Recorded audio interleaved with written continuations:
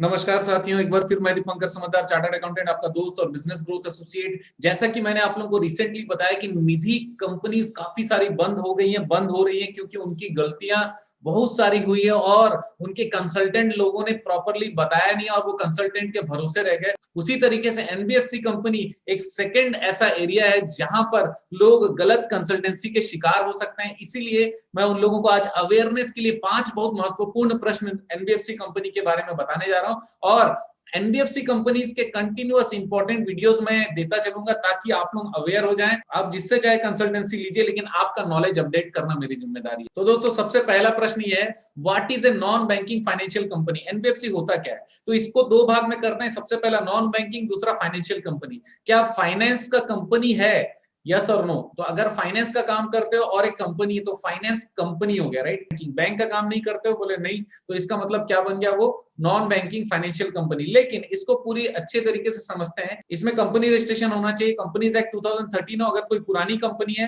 तो companies act 1956 के अनुसार रजिस्ट्रेशन हुआ होगा। दूसरा पॉइंट यह है कि गवर्नमेंट और लोकल अथॉरिटी का शेयर्स भी ले सकती है, लोन्स एंड एडवांसेस देने का काम कर सकती है, एक्विजिशन कर सकती है शेयर्स का, स्टॉक्स का, बॉन्ड्स का और डिवेंचर्स का, सिक्योरिटीज का, ये सारा काम एनबीएफसी कर सकती है। मार्केटेबल सिक्योरिटीज का काम कर सकती है जिसमें लीजिंग का काम हो सकता है, हायर परचेज का काम हो सकता है, इंश्योरेंस बिजनेस हो सकता है, चिट फंड बिजनेस भी आपका नॉन बैंकिंग फाइनेंशियल कंपनी में ही आता है। अब हमको ये समझना है कि एनबीएफसी में क्या इंक्लूडेड नहीं रहता। सबसे पहला, any institution whose principal business is that of agricultural activities. इसका मतलब ये कि जिसका मुख्य व्यापार एग्रीकल्चर या कृषि है। इंडस्ट्रियल एक्टिविटी भी अगर मुख्य व्यापार है तो नॉन बैंकिंग फाइनेंशियल कंपनी में नहीं आएगा।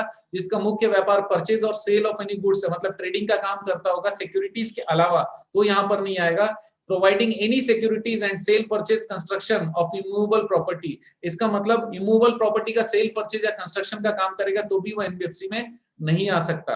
अगर डिपॉजिट लेने वाला काम है जैसे निधि का, तो यहाँ पर ये क्लॉज उनके लिए एप्लीकेबल होगा। अगर डिपॉजिट लेने वाला कंपनी नहीं है तो फिर डिपॉजिट वाला क्लॉज एप्लीकेबल नहीं होगा। किसी भी तरीके से डिपॉजिट जो लमसम या इंस्टॉलमेंट में लेता है, जो कि कंट्रीब्यूशन के जैसा है, वो जमा करता जाता है, वो भी एनबीएफसी के कैटेगरी में आता है। इसका मतलब निधि भी एक तरीके से एनबीएफसी के कैटेगरी में आता है। नेक्स्ट प्रश्न ये है, what does conducting financial activity as principal business mean? जब भी कोई फाइनेंस कंपनी का फाइनेंस वाले बिजनेस से 50% से ज्यादा इनकम आएगा, तब जाकर ये माना जाएगा कि फाइनेंशियल बिजनेस ही उसका प्रिंसिपल बिजनेस है, राइट। अदरवाइज नहीं माना जाएगा। दूसरा पॉइंट ये कि रिजर्व बैंक ने क्लियर किया कि जिसकी भी प्रिंसिपल एक्टिविटी फाइनेंस है, उसको फाइनेंस के लिए लाइसेंस लेना पड़ेगा रिजर्व बैंक ऑफ इंडिया से। इसलिए प्रिंसिपल एक्टिविटी चेक करना सबसे महत्वपूर्ण काम है, राइट। तीसरा प्रश्न ये है कि NBFCs are doing function similar to banks, yes और no? What is difference between bank and NBFC? ये वाला प्रश्न बहुत इंपॉर्टेंट है। अब ये चीज जाने हम लोग। NBFC can lend and make investment and hence activities are akin to banks. इसका मतलब एनबीएफसी लोन दे भी सकती है और कई बार इन्वेस्टमेंट लेने का अथॉरिटी रखती है अगर उसको उस तरीके की लाइसेंस मिली है। तो बैंक जैसा फील होता है, लेकिन ऐसा है नहीं। क्यों? क्योंकि NBFC can not accept demand deposit. इसका मतलब ये करंट अकाउंट नहीं रखते, डिमांड डिपॉजिट। करंट अकाउंट मतलब क्या होता है? आपने पैसे डाले और जब मर्जी निकाल लो। डिमांड डिपॉजिट यहाँ पे एक्सेप्टेबल नहीं होता।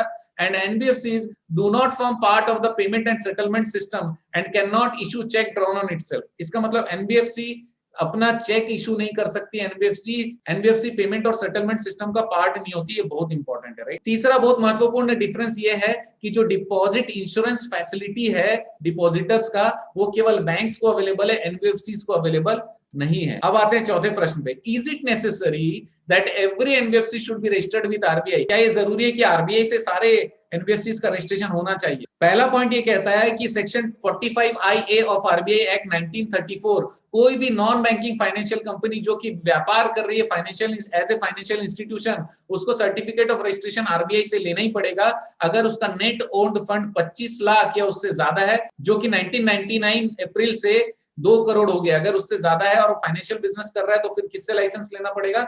आरबीआई से लाइसेंस लेना पड़ेगा। दूसरा पॉइंट ये कहता है कि आरबीआई को कुछ विशेष पावर है और उस पावर का यूज करके कुछ कैटेगरी ऑफ कंपनीज को वो छूट दे सकती है जिसका रजिस्ट्रेशन और जिसको हैंडल करने का अथॉरिटी दूसरे बॉडी को है। जैसे venture capital fund, merchant banking company, stock broking company जो कि सेबी से रजिस्टर्ड है, उसका हेडेक सेबी का है, आरबीआई का नहीं है। नेक्स्ट है इंश्योरेंस कंपनी जो भी काम करेगी उसको सर्टिफिकेट लेना पड़ेगा insurance regulatory development authority IRDA से। अगर निधि कंपनी तो निधि कंपनी को कंपनीज एक्ट का सहारा लेना पड़ेगा मिनिस्ट्री ऑफ कॉर्पोरेट अफेयर के अंडर में। अगर चिट फंड है तो स्टेट चिट फंड एक्ट के तहत में वो आएगा।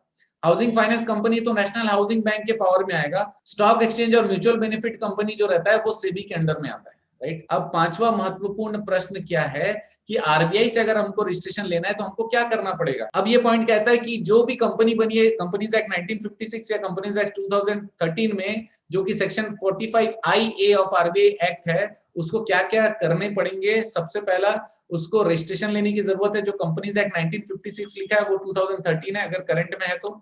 दूसरा, it should have a minimum net owned fund of 200 lakh, 2 crore का मिनिमम नेट ओन्ड फंड होना ही चाहिए। अब ये नेट ओन्ड फंड थोड़ा सा ट्रिकी चीज है, इसको मैं बाद में बताऊंगा। फिलहाल आप ये समझो कि कैपिटल है, लेकिन नेट ओन्ड फंड उससे बहुत आगे, और इसके कारण बहुत सारे आरबीआई के रजिस्ट्रेशन रिजेक्ट हो जाते हैं और ये कंसल्टेंट की गलती से ज्यादातर होते हैं, राइट। तो दोस्तों, आरबीआई की अगर आपको रजिस्ट्रेशन कराना है तो हम आपकी जबरदस्त मदद कर सकते हैं। इसके डॉक्यूमेंट और किसी भी तरीके के कंसल्टेंसी के लिए आप हमेशा हमसे संपर्क कर सकते हैं दिए गए नंबर पे, क्योंकि आप जानते हैं हमारी जिम्मेदारी हमेशा आप लोगों की मदद करना और समय पर सारी जानकारी देना। तो बने रहेगा मेरे साथ। आपका दिन जबरदस्त और शुभ हो।